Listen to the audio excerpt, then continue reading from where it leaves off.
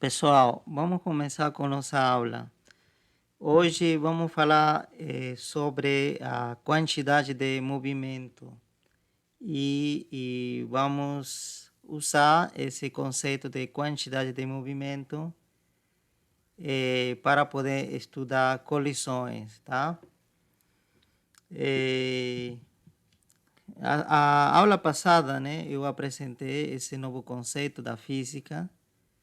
E a gente vai fazer uma pequena revisão sobre o conceito de quantidade de movimento, né? A quantidade de movimento, né, mede, né, a capacidade de permanecer em movimento, né, de um objeto, tá? Ou também podemos definir como a medida da resistência a atingir o repouso, né?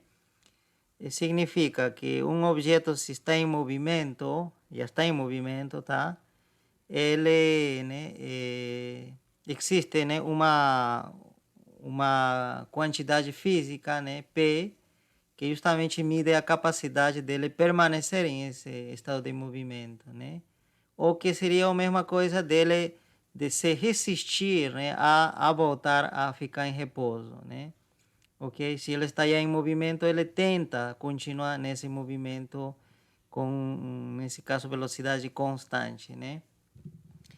Ok. Então, essa seria a quantidade de movimento. E, né, como essa é uma quantidade, né, quantifica alguma coisa, quantifica então o movimento, significa que se um objeto tem um P grande, né, P grande, significa que esse objeto é mais difícil de colocar em repouso, né? Ou ele tem maior capacidade de permanecer em movimento, tá? De permanecer, né? Capacidade de permanecer, manter em movimento, né? E se tem um P muito pequeno, por exemplo, um P pequeno significaria, por exemplo, uma mosca, por exemplo, né?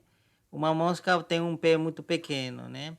É uma poeira, por exemplo, também tem um P pequeno.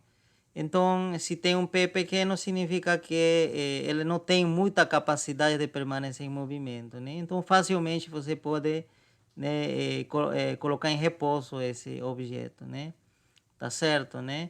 Mas se tem um pé grande, como acontece com um caminhão, por exemplo, um carro, né, que está em movimento, né? Aí ele tem um pé grande, significa, né, que tem capacidade, muita capacidade de permanecer em movimento, tá? Vai ser mais difícil, né, de colocar em repouso. Ok. A gente também, na aula passada, conseguiu colocar né, a segunda lei de Newton já usando justamente essa nova quantidade física, né? Em função de P, né? Nós colocamos que essa fórmula, né, que a gente conhece, né, classicamente conhecido, né, a segunda lei de Newton dessa forma, né, massa vezes aceleração igual a força resultante, e a gente poderia escrever melhor assim, né? Que essa parte, né, massa vezes aceleração se transforma em nisso, né? Que seria a derivada de P em relação a tempo, então seria igual à força resultante. Tá? E nós comentamos que isso daqui que era a lei que propôs Newton, tá? Foi dessa forma. Se fosse vetorial, né, porque esses casos, né, que a gente trabalha escalarmente é quando o movimento é unidimensional, né, acontece em uma única direção, tá? Ao longo de uma linha reta, né? Nesse caso, né, a gente usa, né, sim, não precisamos de vetores, né? Então fica assim, tá? Simplesmente no caso, né, essas quantidades físicas, né, alguma aceleração, por exemplo, força, por exemplo, P, por exemplo, eles podem ser negativos. E se é negativo, significa que né, essa quantidade está apontando para a esquerda, né? Ou sentido contrário ao eixo X. Tá certo, né? E se fosse, né, um movimento já bidimensional ou tridimensional, aí é necessário introduzir vetores, né? Então, essas quantidades já serão quantidades vetoriais, né? A quantidade de movimento, né, será também um vetor, né? Que seria o SP, né? Se fosse vetorial. Esse P seria, então, se fosse escalar, né? Para um movimento unidimensional, era assim. Mas se acontece um movimento bidimensional ou tridimensional, então nós precisamos definir o P da seguinte forma, né? P vetor seria a massa, sempre será escalar, tá? E a velocidade, como já nós definimos na parte de cinemática, ele é um vetor, né? Então o P é isso daqui, né? Então, significa que vetorialmente a derivada, né, temporal de P deve ser igual à força resultante, tá? Isso daqui tem um significado muito importante. Significa o seguinte, que somente uma força resultante diferente de nulo, tá? Diferente de nulo, é capaz de modificar o estado de movimento, ou é capaz de modificar a quantidade de movimento, tá? Somente uma força resultante que não seja nula conseguiria modificar o P de um objeto, tá? Se não existe força resultante diferente de nulo, então o P continuará sendo a mesma coisa, tá? É isso que está dizendo aqui, porque, olha, imagina que esse aqui fosse nulo, né? Imaginamos que fosse nulo. Então, o que aconteceria? Então, nós imaginamos que a força resultante, vamos trabalhar da forma vetorial, né? Seja nulo, um vetor nulo. Então, significa que a derivada de P de algum objeto, né? Tá certo? De um objeto, né? Que está, vamos dizer, que está sobre um piso, sem atrito, está em movimento, né?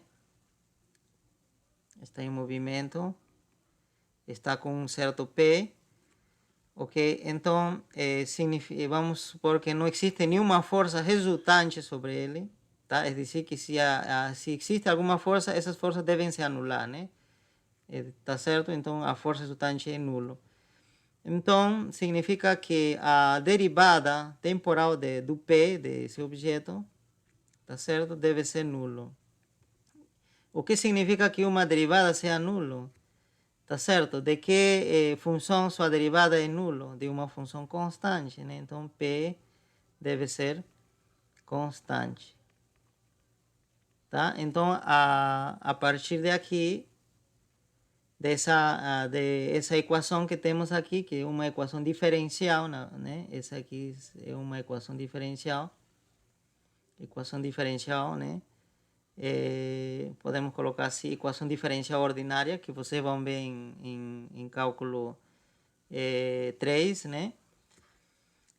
A solução dessa equação diferencial é isso, que P é constante. Algo trivial, algo que a gente sabia, né? Porque quando você deriva, por exemplo, né, alguma constante, por exemplo, alfa, dá zero, né? Tá certo? E não é diferente quando é vetor. Quando é vetor, mesma história. Significa que esse P deve ser um vetor constante, tá? Então, é isso que está dizendo esse enunciado aqui. Somente uma força resultante, diferente de nulo, tá certo? Se for diferente de nulo já aqui, é capaz de modificar o estado de movimento, ou modificar o P, tá? É dizer, em simples palavras, se um objeto está em repouso, a única maneira de modificar esse estado, né, que ele está em estado de repouso, né, um estado, né, em que está o objeto, para modificar esse estado e colocar em movimento, a única coisa que fica é a gente aplicar uma força resultante, diferente de nulo, tá certo? Somente dessa forma, aplicando uma força resultante diferente de nulo, poderemos colocar qualquer objeto que esteja em repouso em movimento, tá? e vice-versa. Se um objeto já está em movimento, a única forma de colocar em repouso esse objeto que está em movimento é aplicando uma força resultante. Se a gente não aplicar uma força resultante, o objeto continuará nesse estado de movimento, tá? Então, isso seria a essência, na verdade, aqui da segunda lei de Newton, tá? Já formulada dessa forma, tá? Acredito que é um pouco mais interessante, tá? A gente está vendo a parte mais, né, a essência da lei, né, a parte física, e não somente a parte matemática. Muito bem, pessoal. Então, agora vamos falar sobre esse assunto muito importante, conservação de quantidade de movimento, tá?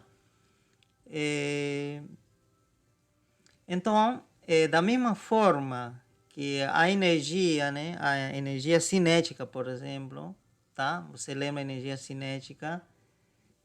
Se mantém, a energia cinética se mantém de um objeto se não existem trabalho, né, realizado por forças externas, né? Então, aqui eu acredito que também fizemos isso. É dizer, se não existe uma força resultante agindo sobre um objeto, é dizer, que a força resultante é nulo aqui, tá certo? Então, o P é constante, se conserva o P, tá? Então, isso seria já uma primeira, né, a primeira parte do teorema de conservação de quantidade de movimento, tá?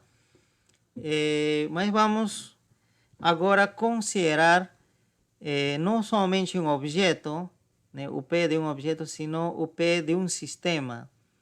E se você diz o que é um sistema? Um sistema é né, seria um conjunto, né, de dois ou mais objetos, tá certo? Né? De dois ou mais. Então, a isso a gente chama de sistema, né? Tá? É dizer, que já não é um objeto individual, se poderia haver outros objetos, então a tudo isso a gente chama de sistema. Então, vamos com um exemplo bem simples.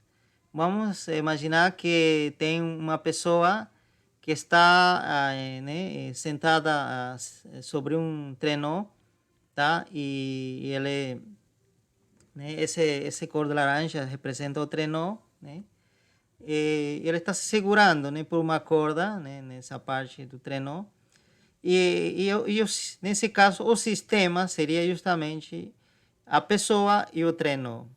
Os dois objetos seriam o sistema. Tá? E esse sistema, né, os dois, estão escorregando sobre né, uma superfície sem atrito, né? Pode ser o gelo, né, a superfície do gelo, tá? Então eles estão indo com uma certa velocidade, né, ou com um certo P, tá? Então, vamos supor o seguinte, né? Então vamos chamar o P da pessoa como PP, né? De P de pessoa. E a gente pode chamar também o do P do trenó, né? PT, tá certo? Do trenó.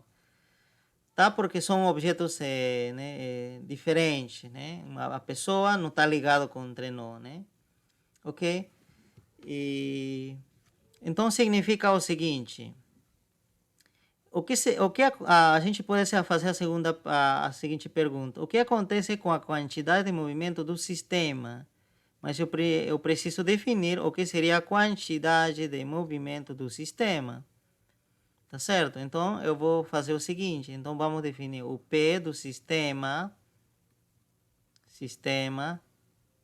Seria, então, o P da pessoa. Seria a soma dos P's das suas componentes, dos elementos que compõem esse sistema. Quem seria? Seria o P do trenó, esse PT, mais o P da pessoa, né? PP. Tá certo? Então, essa soma de P's seria o P do sistema, de todo em si. Ok? Então, assim nós definimos o P do sistema.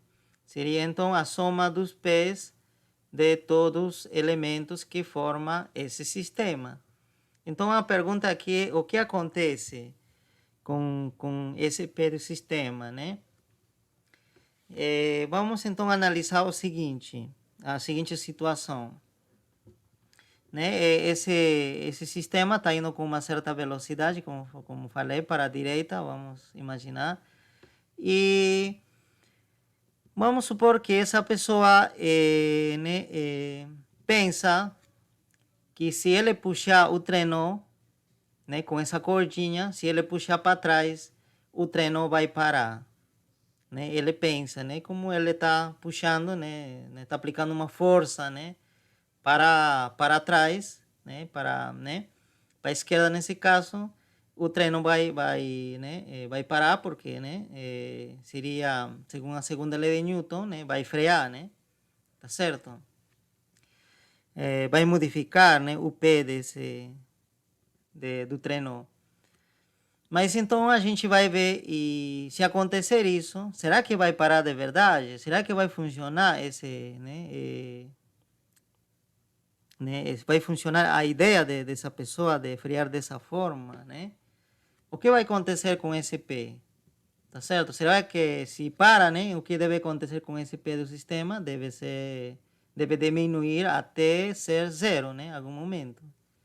Tá certo? Então, se isso aqui funcionasse, seria simplesmente frear coisas, seria simplesmente puxar alguma parte do objeto, né? Mas vamos ver, vamos analisar. Então, vamos escrever o seguinte, né? O P do sistema, eu prefiro fazer o seguinte. Então, eu vou derivar para ver se varia ou não varia o P, vou derivar em relação ao tempo. Tá certo? Então, vou derivada em relação ao tempo do P do sistema, né?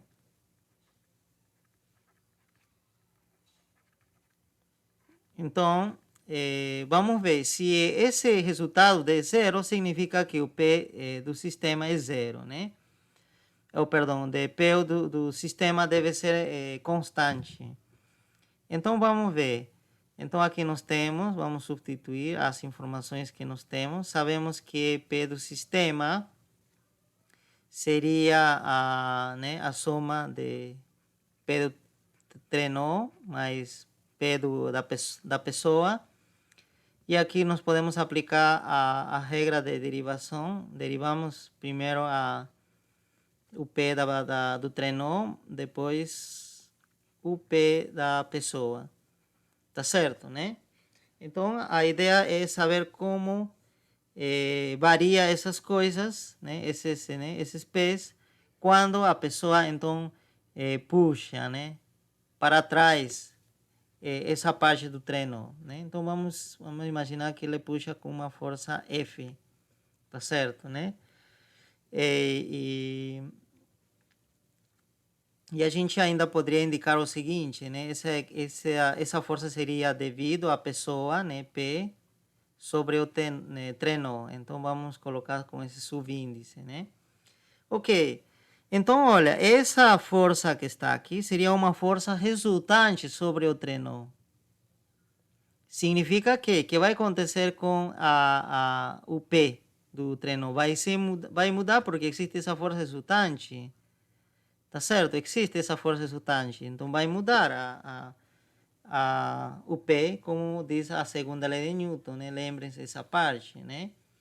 Se tem uma força resultante, o P vai mudar. E justamente a derivada do P do trenó deve ser igual à força resultante. Então, nesse caso, deve ser igual à força da pessoa sobre o trenó. Tá certo? Então, toda essa derivada é isso, pela segunda lei de Newton, tá? Estamos usando isso, segunda lei de Newton.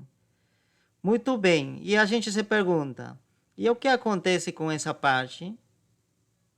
Com o P da pessoa, e a pessoa não vai sofrer nenhuma força quando ele exerce uma força sobre o trenó? Vai, porque a terceira lei de Newton nos diz que as forças devem aparecer em pares. Se aparece essa força PT, significa também deve aparecer a força TP, é dizer, que do trenó vai puxar quem? A pessoa. Significa que aqui existe outra força, né? Que está agindo sobre a mão da pessoa, né? Então, que seria a força seria do trenó sobre a pessoa, tá certo, né? E vocês sabem que pela terceira lei de Newton, aqui colocamos, terceira lei de Newton, nós sabemos que essas forças, né, devem ser opostas, tá? Devem ser opostas, né, e magnitudes iguais, né? Significa que a força PT deve ser igual a menos a força TP.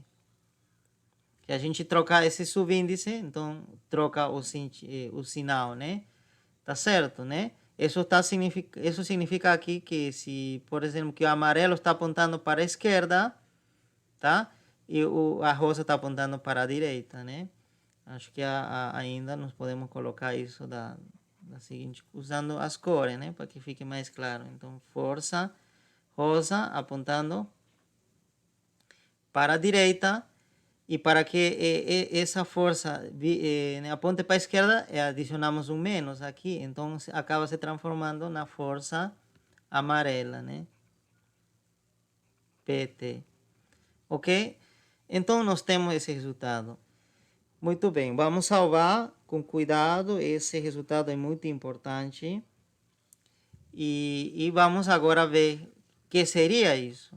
Pela segunda lei de Newton, diz que a variação do P da pessoa deve ser igual à força resultante que age sobre a pessoa.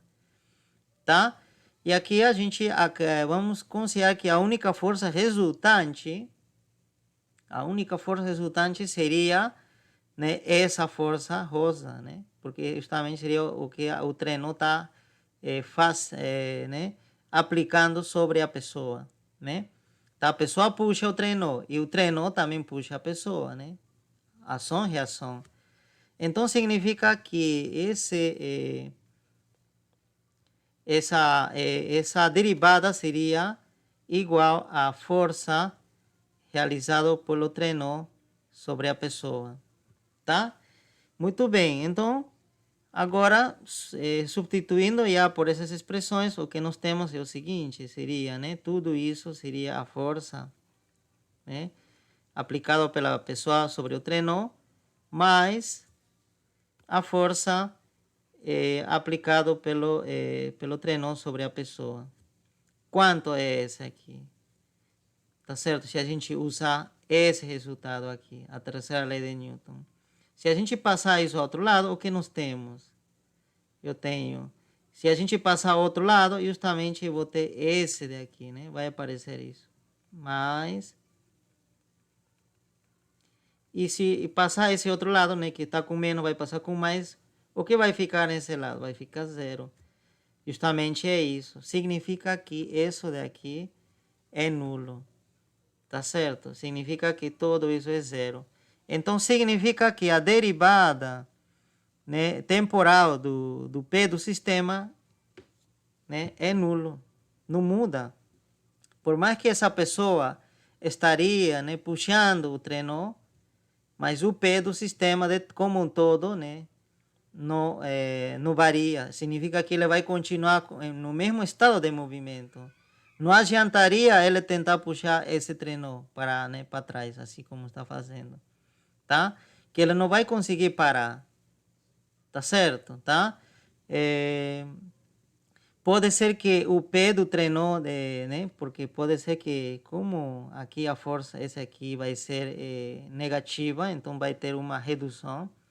Significa que pode ser que o P do trenó né, diminua, porém o P da pessoa vai aumentar e compensando de modo que o P do sistema, essa soma, não se altere. Tá certo? Quando eu falo que P do sistema é constante, não significa que cada um deles também seja constante. O P do trenó poderia diminuir, mas diminuir, porém o P da pessoa deve aumentar. Para que, né, esse aqui diminui, e quando esse aqui aumente, então acabe se compensando e, portanto, o P do sistema permaneça o mesmo, tá? Então, esse seria o teorema de conservação de quantidade de movimento, tá? Significa que significa o seguinte, que se essas forças que estão agindo aqui, né, que aparecem aqui, essas forças se denominam forças internas, tá? Essas forças internas, por que são forças internas? Porque são forças de interação entre os elementos do sistema, entre o trenó e a pessoa, tá? Entre eles, é uma força entre eles, né? Entre os componentes do sistema. Então, quando somente existem forças, né, devido, né, aos componentes do sistema, que são forças internas, a quantidade de movimento se conserva. É dizer, que P do sistema é constante. Ok, pessoal? Estamos deduzindo isso daqui porque a derivada dessa função que deu zero, e a única forma de que a derivada de uma função de zero é porque isso daqui deve ser constante. Tá certo? Então, o P do sistema deve ser constante quando a única forças que aparecem seriam as forças internas, tá? E as forças que a gente vai chamar forças externas não aparecem. E que seriam forças externas?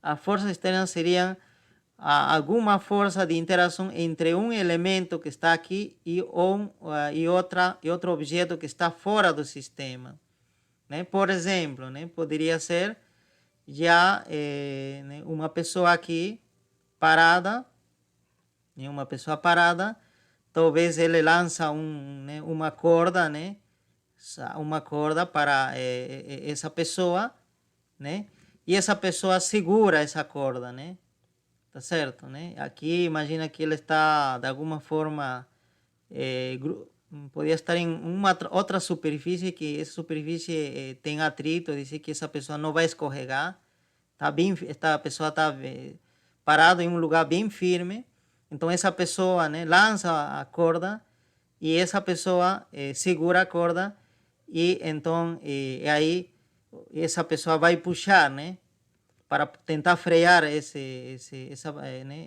sistema, vai tentar puxar, né, essa pessoa, né? Então aí vai aplicar uma força. Então essa força já seria força externa. Força externa. Por quê? Porque seria já uma força, né, de interação entre um elemento do sistema, que nós falamos que seria o trenó e essa pessoa verde, tá? Entre essa pessoa verde e outro agente que não está dentro do sistema, que está fora do sistema, tá certo? Então, essa aqui é força externa. Então, se existe força externa, aí sim, claro, o P já não vai ser constante. O P do sistema pode variar. Que justamente o que pode acontecer é que o trenó, o sistema, né, o trenó e a pessoa vão parar. Tá certo? Aí sim vai conseguir o objetivo, né? Então, em resumo, se essa pessoa quer frear o trenó, a única forma é que essa pessoa interaja com algum agente externo, fora desse sistema, né? Que não seja alguma coisa que esteja dentro, né? Sentado no trenó, ou que seja o trenó. Tem que ser alguém de fora. Se não for assim, não vai parar nunca, né? Esse aqui vai continuar em movimento. Vamos com algum exemplo, né, sobre esse conceito de conservação de quantidade de movimento, né? Então vamos continuar na situação em que não existe, né, força externa, tá? Força resultante externa, né? Vamos colocar assim da seguinte forma: força resultante externa, né? Devido a um agente externo, não existe. Então, nesse caso, é zero. Então, nós provamos que nessa situação, o P do sistema deve ser constante. Tá certo? É dizer que se vale, por exemplo, 5, vai continuar valendo 5. Se valia 6, vai continuar valendo sempre 6. Até que apareça alguma força externa. Se aparece alguma força externa diferente, né, de 0, aí sim pode variar o P do sistema, tá? Então é isso que nós mostramos. E para mostrar isso foi importante a terceira lei de Newton. É dizer que você tem que ter isso na cabeça, tá? De que a terceira lei de Newton é importante nesse conceito de conservação de quantidade de movimento, tá? Vamos com um exemplo. Vamos supor que né, uma pessoa está viajando, né, não, está sobre um trenó e esse sistema treinou e a pessoa, né, está em movimento, tá certo? Então, vamos supor que tanto a pessoa, né, e o trenó está com a mesma velocidade, né, porque estavam viajando junto, né? Tá? Você sabe disso, né? Que para que isso tenha coerência, para que a pessoa, né, esteja no trenó, né? Significa que a velocidade, vamos dizer, da pessoa tem que ser igual à velocidade do trenó. Porque imagina, né? Se a velocidade do trenó for maior, então o que vai acontecer com a pessoa? Ela vai ficar para trás, né? Ou a pessoa for ter uma velocidade maior, o trenó vai ficar para trás. Então, nesse caso, estão viajando junto, né? Vamos imaginar, tá? Ele está parado, vamos, né, imaginar aí. Nessa situação, o P e PT têm que ser necessariamente iguais, né? Não necessariamente tem que ser iguais. Por quê? Porque o P não depende somente da velocidade, depende da massa. Eles teriam o mesmo P se eles tivessem a mesma massa, é dizer, que a massa da pessoa fosse igual à massa do trenó. E podemos supor isso simplesmente por simplicidade, tá? Vamos supor que a massa da pessoa é igual à massa do trenó, tá? Ok? Então, nesse caso, sim. Agora sim, podemos dizer que o P da pessoa é igual ao P do trenó, tá? Tá certo, né? Então, e podemos dizer que esse P seja simplesmente, não vou colocar unidade, seja cada um 1. Tá certo, né? Ou 10, vamos supor 10 melhor, mais fácil, né? Para trabalhar com inteiros. Então, significa que se cada um tem 10 de P, né? Essa seria a quantidade de movimento de cada um, né? Então, significa que o P do sistema será 20, né? Tá certo? 20 é alguma coisa, né? Algumas unidades, né? Tá certo?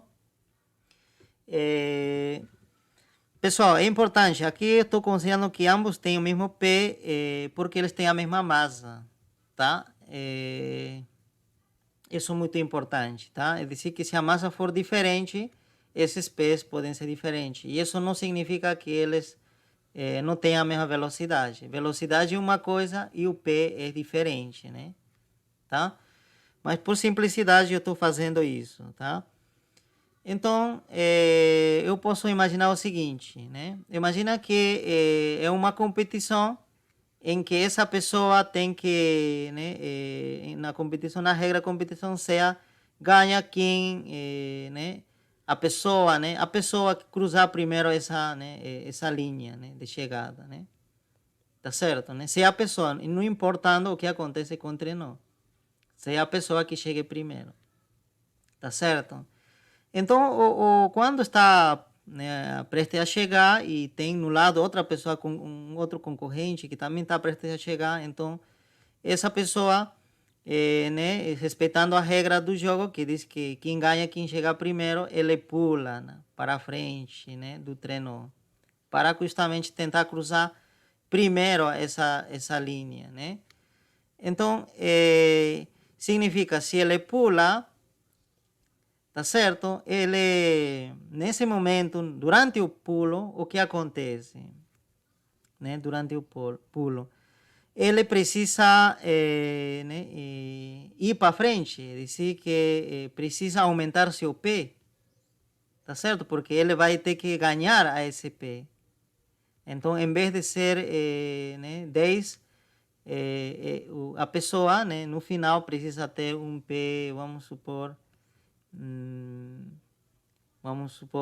tinha 10, vamos dizer 15, né? 15, tá certo, né? E para isso, né, que deve ter acontecido aqui? O que a gente quer analisar, o que deve ter acontecido nos pés dessa pessoa, né? Porque essa parte que estava em contato com o trenó, para ele poder se impulsionar para frente, o que aconteceu é que a força que exerce o trenó sobre a pessoa, porque aqui está contato, e ele vai poder se mover para frente, vai poder pular somente porque está em contato com o trenó. Então, significa que nessa parte existe uma força sobre a pessoa, sobre os pés da pessoa para a direita. E quem realiza essa força? O trenó. O trenó, tá? Porque entre o pé ou entre o sapato desse jogador, né? Dessa pessoa e, e o trenó, se existe atrito, aqui se existe atrito, tá? Então, ele justamente por causa disso, ele se aproveita do atrito e ele consegue fazer esse pulo para frente, tá? E ele pode pular para frente somente se existir uma força para frente, justamente para empurrar ele, né? Essa força vermelha que vai empurrar ele e vai fazer com que o pé dele aumente, né? Tá? Portanto, agora a gente diz, o que deve acontecer, né? Porque essa força é interna, o que deve acontecer com o pé do trenó? Então, o pé do trenó, tá certo? Deve diminuir.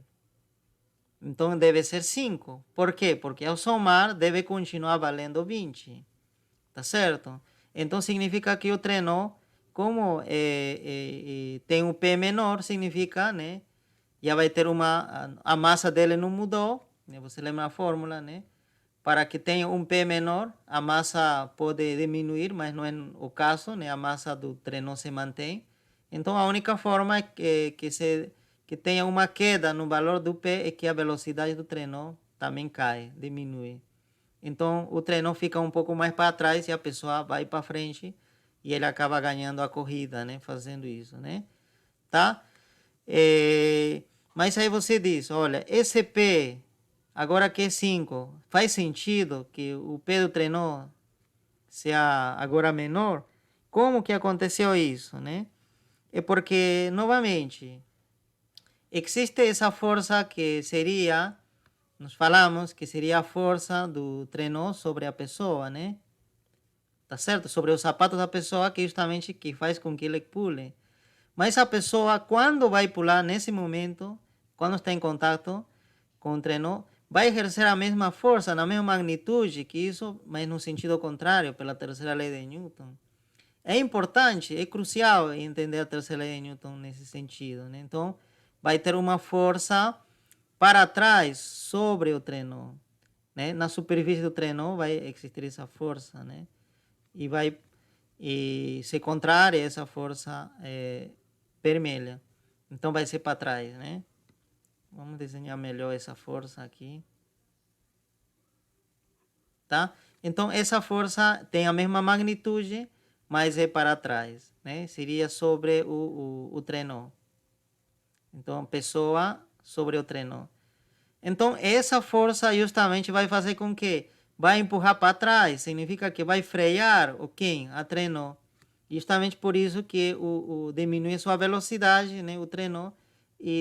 Portanto, o pé dele também diminui. E aí é 5. Né? Então, isso que acontece nessa situação. Tá? Mas a gente pode dizer, olha, né? Outra situação. Mas agora quero a regra do jogo seja o seguinte, que que ganhe o trenó que chegar primeiro, né? Que cruzar essa linha primeiro, essa marca, né? O trenó, né? Então, para isso, o que poderia fazer então a pessoa? Pular para frente ou pular para trás? Né? Essa é a pergunta que eu faço para vocês. Imagina que o jogo seja ganho por não pela pessoa que cruzar, senão pelo trenó que vai cruzar. Que trenó vai passar essa linha, né? Então compensaria ele pular para frente, né? Ou ele tentar correr para trás, né? Vou Essa tentar pular pessoa. para trás. Muito bem, né, Davidson? Justamente porque quando ele vai correr para trás ou pular para trás, né, o que vai acontecer é que agora, né, o pé dele vai diminuir, tá certo? Em vez de ser, por exemplo, de a 15, como aconteceu no caso anterior, né, era 10, né, aqui. Então aqui já vai ser, por exemplo, 5, vamos dizer, da pessoa, né? Ele pode até correr para trás. Ele corre para trás, então significa que o pé dele de qualquer forma vai diminuir, ou até poderia ser negativo se ele correr com tanta rapidez. Até poderia ter um negativo, menos 5, pode acontecer isso, porque esse P relativo seria, é importante, tá? É relativo a uma pessoa que está parado, né? Ou a um marcador que está aqui fora. Tá toda essa medida do P e a velocidade, tudo isso é relativo a alguém que está fora, é alguém que está medindo de fora, tá? Então, até poderia ter, né, uma velocidade, como eu falei, uma velocidade, um P negativo, significa que estaria se movendo relativo a essa pessoa muito rapidamente para trás. Pode acontecer isso. Imagina que faz isso, né, que ele é uma pessoa muito, né, muito ágil e consiga correr rapidamente para trás, de modo que o trenó dele chegue primeiro, né? Então, quanto teria que ser o P do trenó para compensar esse P negativo da pessoa?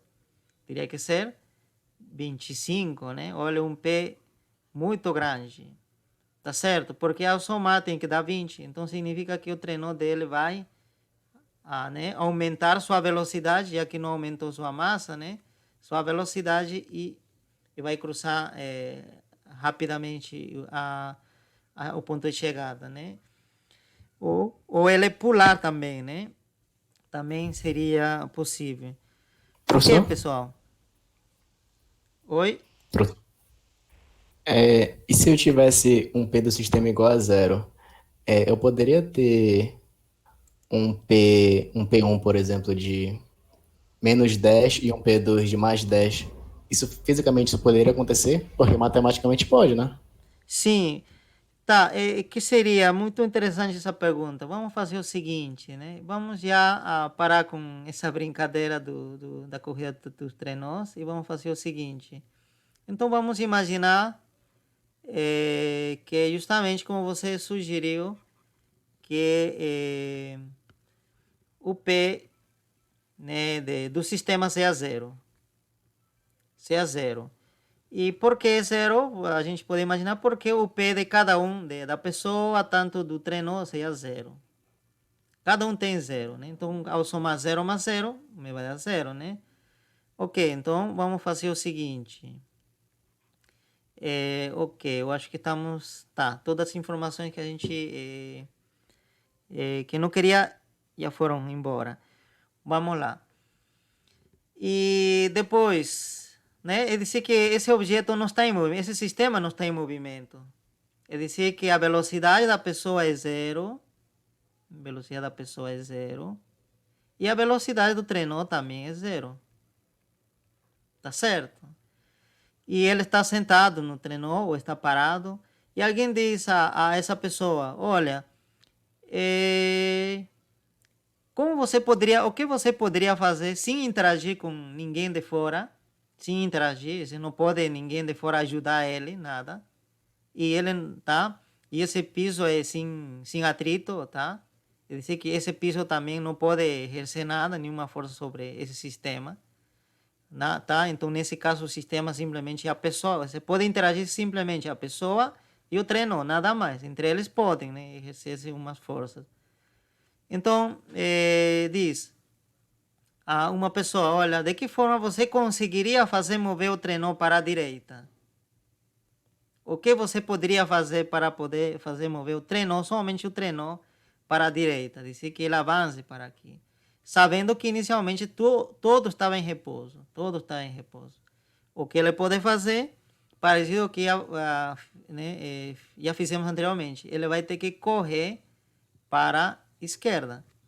Essa pessoa teria que correr à esquerda. Significa que a velocidade dele vai ser negativa, né? Velocidade da pessoa negativa. Então, vamos supor que isso provoque um P negativo, com certeza, né?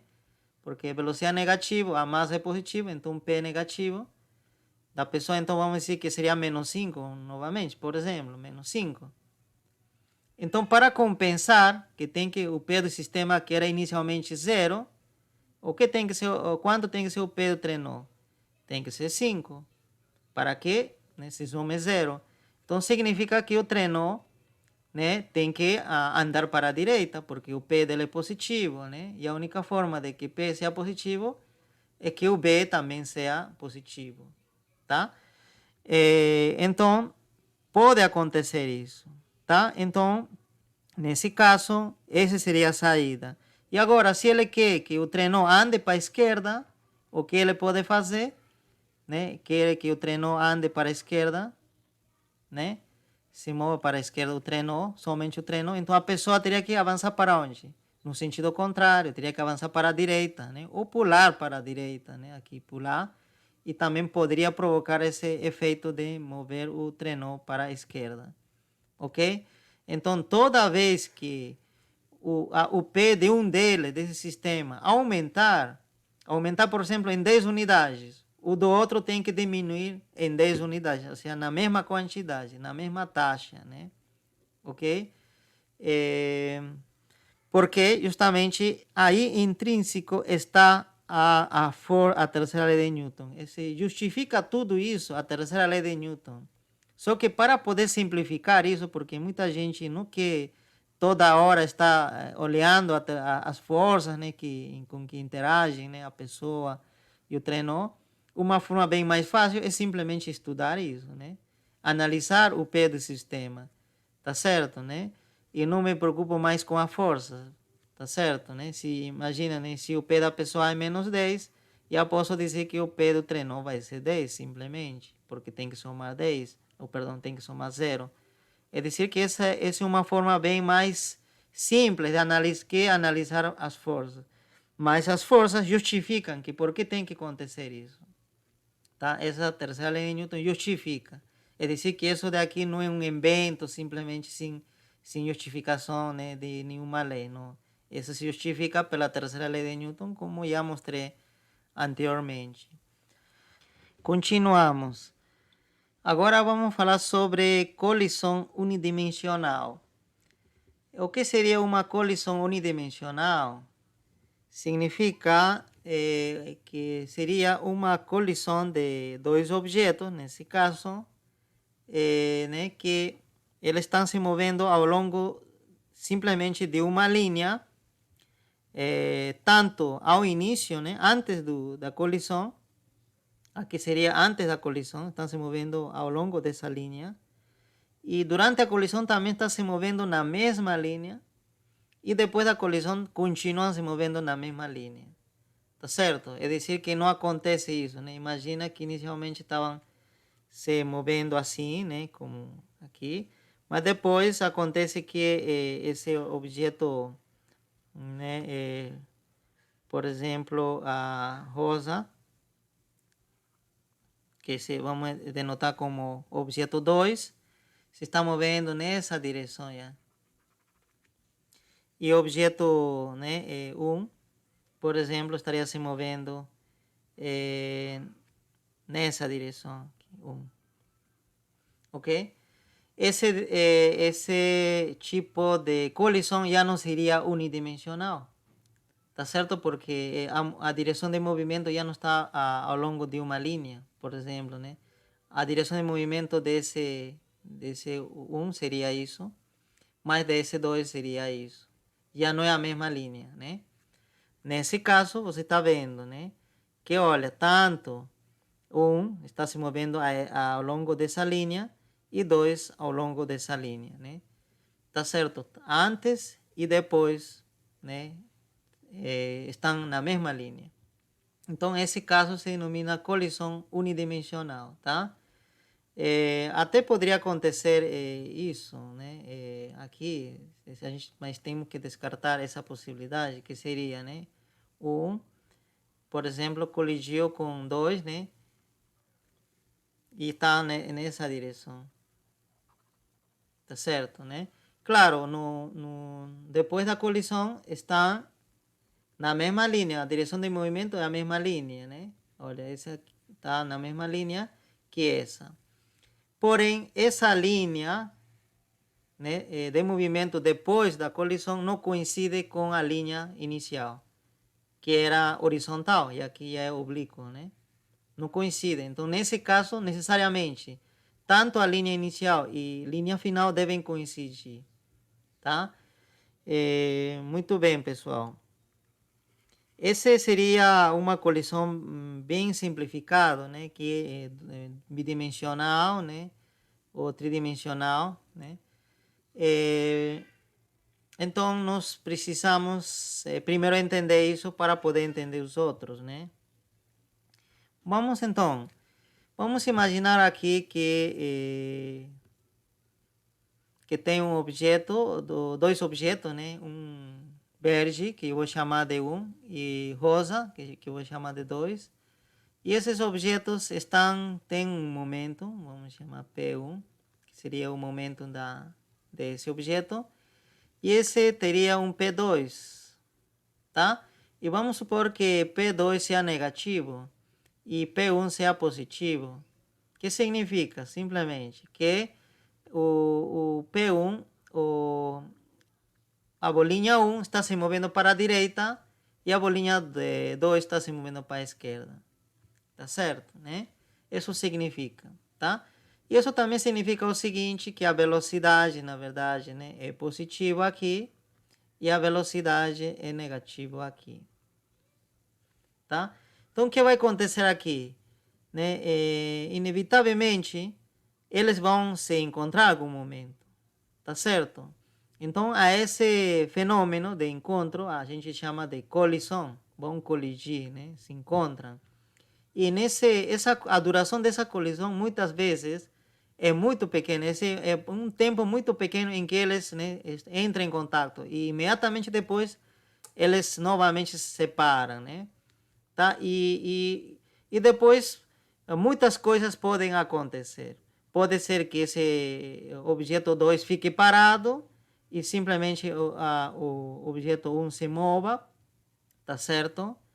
Tá? O objeto 1 pode ficar parado e o objeto 2 que continua em movimento, ou os dois podem continuar em movimento. É dizer que são muitas possibilidades, tá certo? Que podem acontecer. Mas, porém, existe uma restrição do que deve acontecer depois, tá certo? E essa restrição é justamente imposta pela conservação de quantidade de movimento, tá? Então vamos falar sobre isso aqui. Conservação da quantidade de movimento.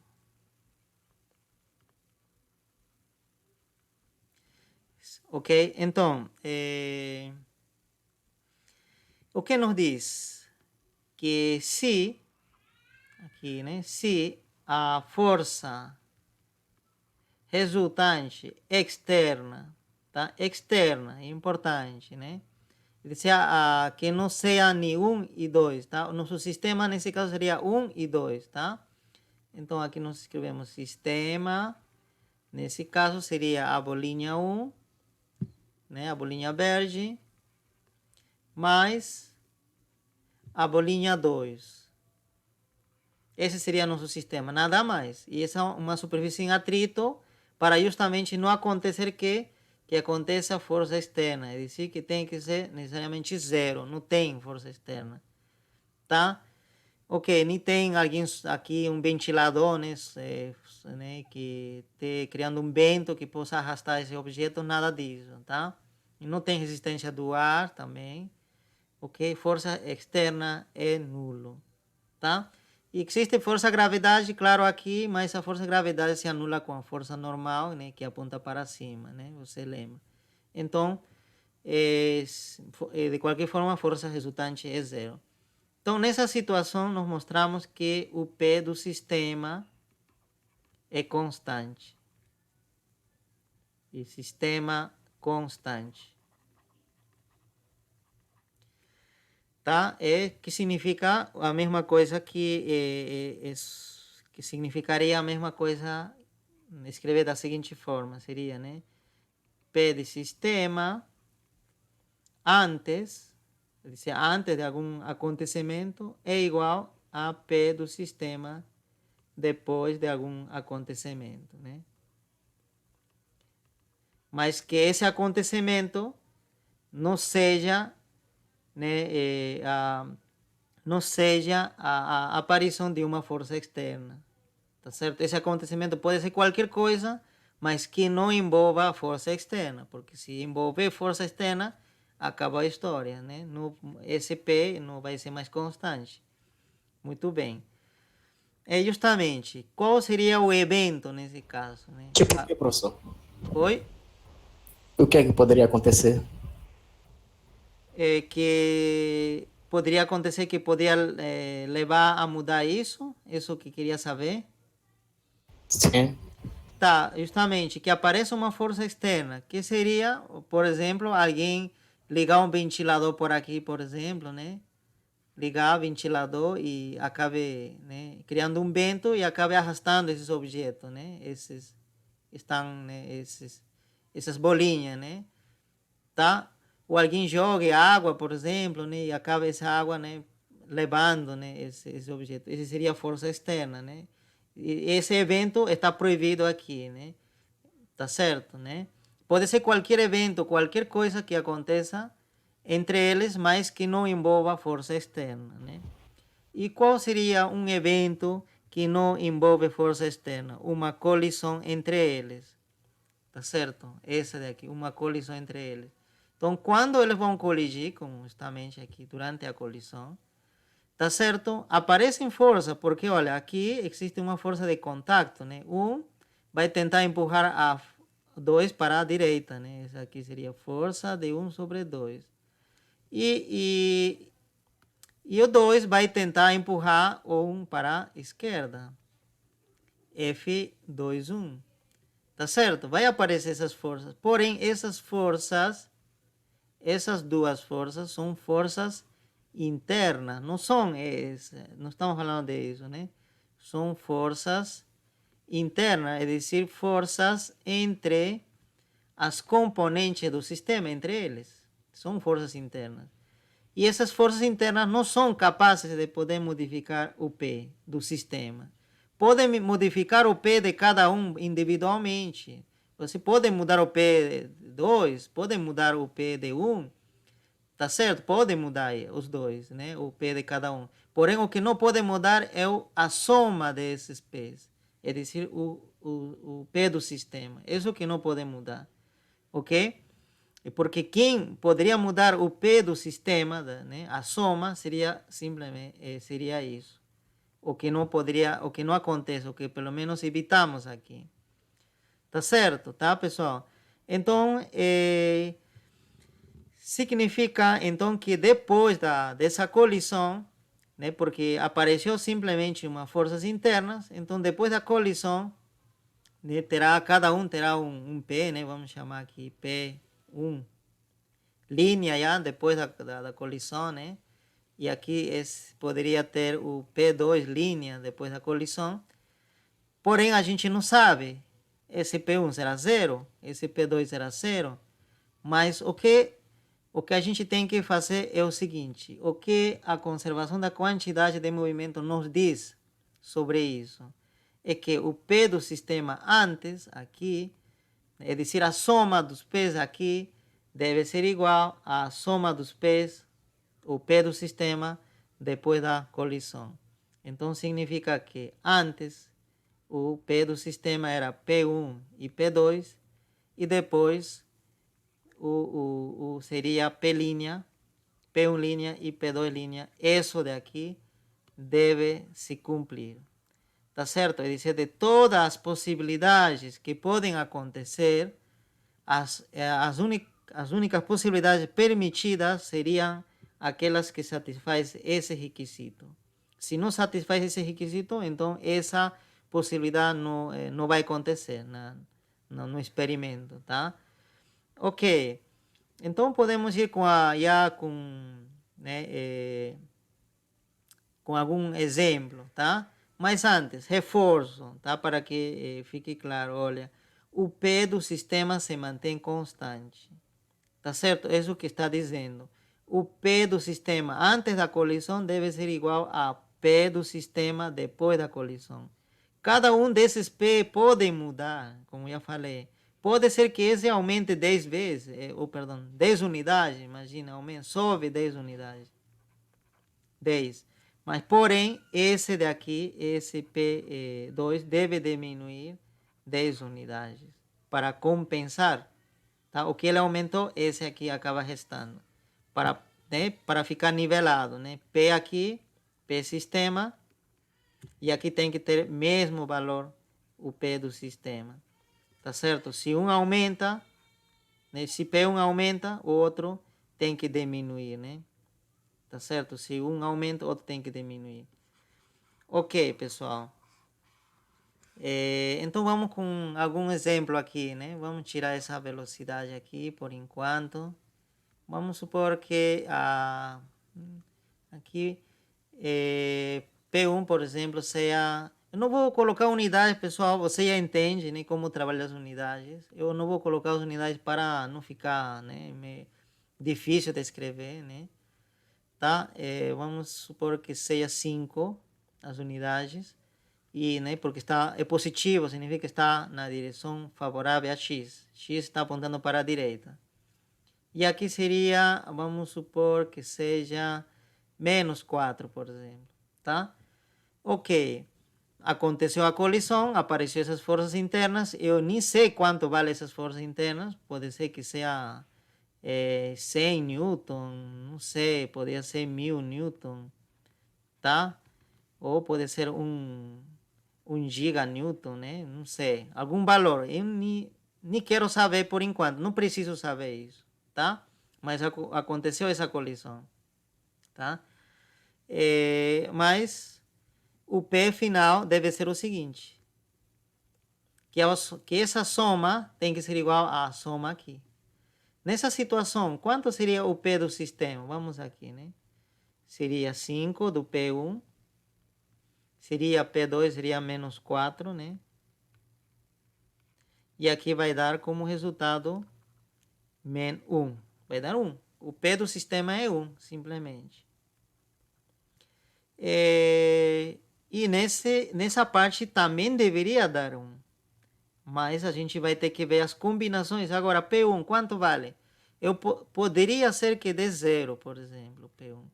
Porém, se P1 vale 0, se a gente está impondo isso, necessariamente o P2 tem que ser 1. Por quê? Porque eu substituir aqui, olha, P1 linha 0, né? Mais P2 linha 1, justamente me dá 1 resultado.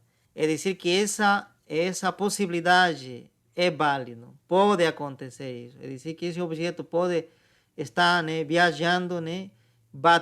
Colidir com esse objeto aqui e ele ficar parado, né? E simplesmente esse objeto se mover, nesse caso, já estaria se movendo para a direita, né? Tá? E esse aqui fica parado e esse se movendo para a direita, tá? Isso às vezes acontece, né, em jogo de sinuca, por exemplo, você, né, uma bola bate na outra e ela fica parada e somente isso se move, né, por exemplo. Ok? Pode acontecer, essa seria uma possibilidade. Mas não é única. Não é única possibilidade, porque aqui chutei um valor. Poderia ser que seja menos 2, por exemplo. Que quando bate, né, quando colide depois disso ele volte, né, retorne. Então, o que vai acontecer? Quanto deve ser o P2? Então, se a gente colocar menos 2 aqui, para que o resultado dê 1, teria que ser 3. Significa que necessariamente o P2 já teria que ser 3. Então, isso que nos diz a conservação de quantidade de movimento, tá? Não restringe tanto, não nos diz já quanto tem que ser o P final, quanto tem que ser o P, né, o P de cada um final, né? De tanto um, dois, não nos diz, mas nos diz quanto deve ser a soma. E tem que ser igual ao que era antes, né? A soma, tá? Tem que permanecer a soma, tem que ser constante. Isso que nos diz, tá?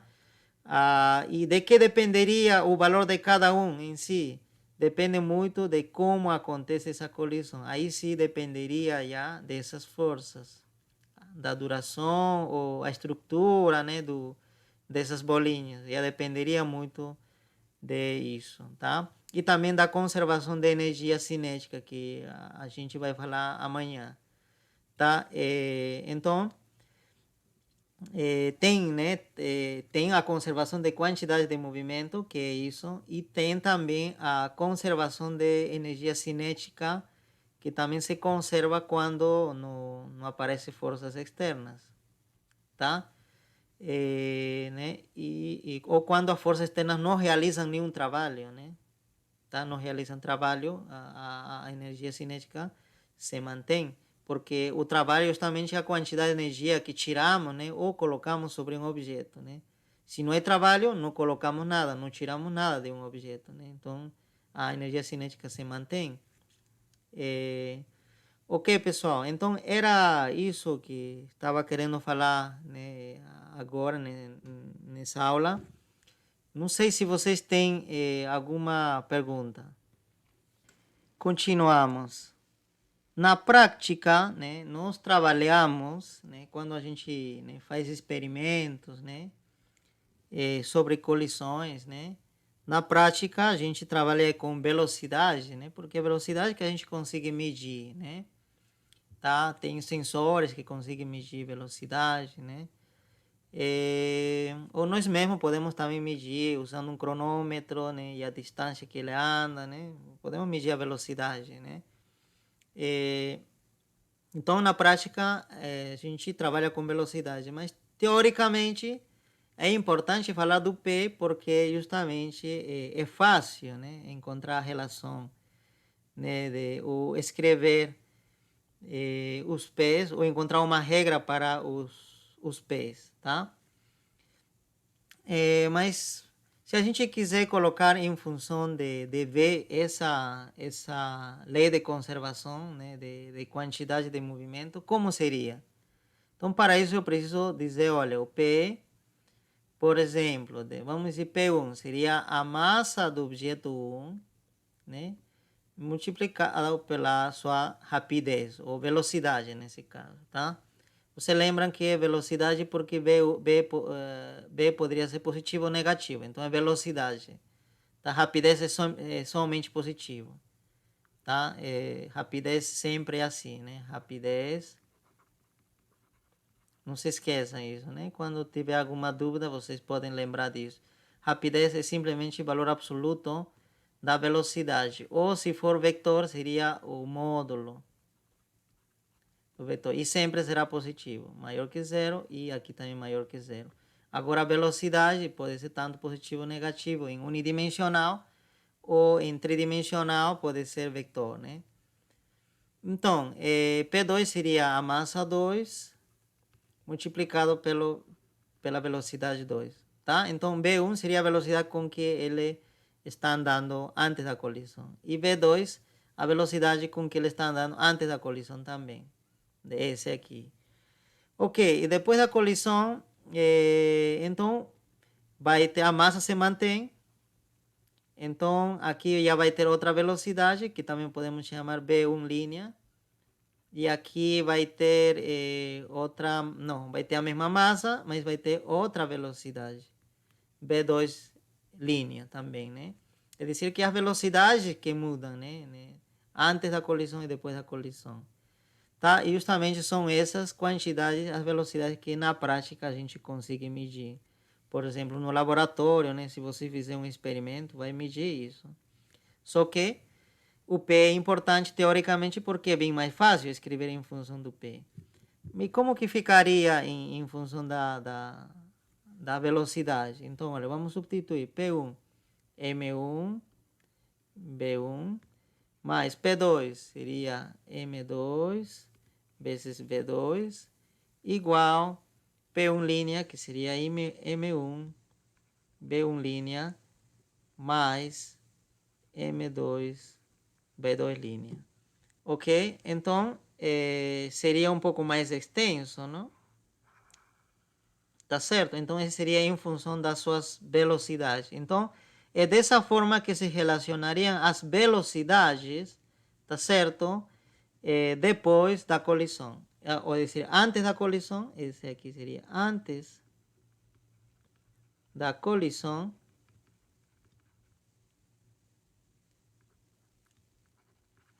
E essa parte, depois da igualdade, é depois da colisão. As velocidades, né, depois da colisão. Você lembra que a massa se mantém. É dizer, que quando coligem, não é que não acontece de repente alguém perder alguma massa, né? Em algumas situações pode acontecer, né? Quebra, né? Alguma coisa, né? Às vezes, né? Coligem tão forte que acaba rachando ou perdendo alguma parte, né? Da massa. Aí sim. Aí teria que mudar aqui, né? Esses valores, né? Mas nesse caso, a gente, para simplificar, a gente considera que a massa se mantém intacta, né? De cada um, tá certo? Tá? Então, isso. Aí a gente poderia se perguntar, e o que acontece se, imagina que a gente né, faz colidir dois objetos com tanta força que eles acabam se partindo? E que vai acontecer com o P do sistema? Também vai continuar constante? Vai continuar constante. Só que o sistema final, né, inicialmente era simplesmente 1 e 2. Mas no final, o sistema seria as partes do 1, todas as partes, né, que se partiram, imagina, quebrou, né, todas as partes de 1, partes de 1, mais partes do 2. Essas partes pequenas, né, partes do 2. Então seria já esse o sistema, tá? Porque esse aqui se quebrou, vamos dizer, rachou, né, em partes. E esse aqui também rachou, se partiu, né, se separou. Então todas essas partes já formam um sistema. Já seriam várias, né, várias partículas, vários objetos, né. Então no final aqui apareceria mais P, né. P da primeira parte, P da segunda parte, P da terceira parte. De todas as partes que apareceram aqui, né, que se separou aqui, durante a colisão, teria que aparecer aqui. Tá? E os P's de todas as partes, da soma de todas as partes vai ser igual à soma dos P's iniciais também. É dizer, que se cumpre isso sempre. Por isso que esse teorema, né, de conservação de quantidade de movimento é muito importante. Tá? É um conceito simples e ajuda a resolver problemas. Ok, pessoal. Com isso, se não tiver perguntas, a gente vai parando aí.